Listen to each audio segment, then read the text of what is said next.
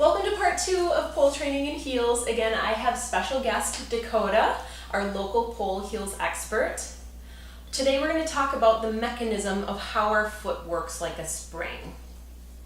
So Dakota's going to come into a little passe for me, and when she rises up, her foot naturally turns into an arch, which is a very stable structure. And then when she lowers, her foot naturally flattens, which gives us that shock absorption. Certainly when we're training in our heels, our foot doesn't have this mechanical spring action, and our foot is held in that stable arch that she came up into in the rise when we're training in our heels. And this can certainly make our plantar fascia quite tight.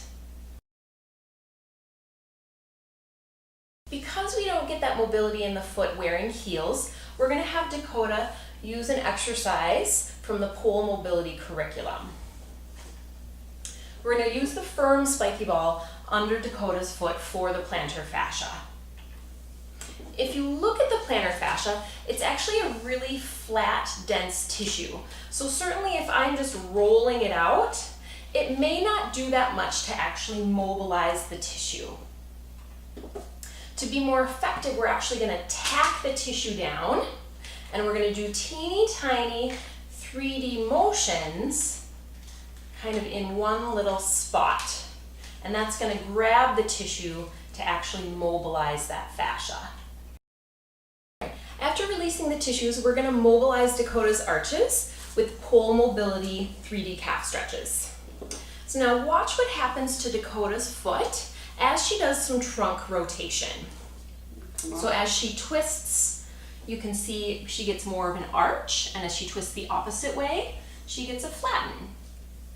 And this is that natural spring action of our foot.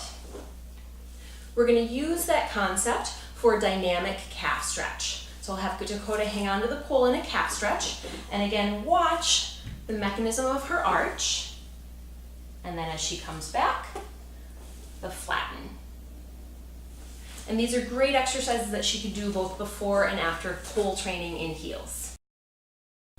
Stay tuned for part 3 of pole training in heels. We're going to talk about how heels affect the body up the chain into our ankles and our knees, and exercises that we can do to balance this.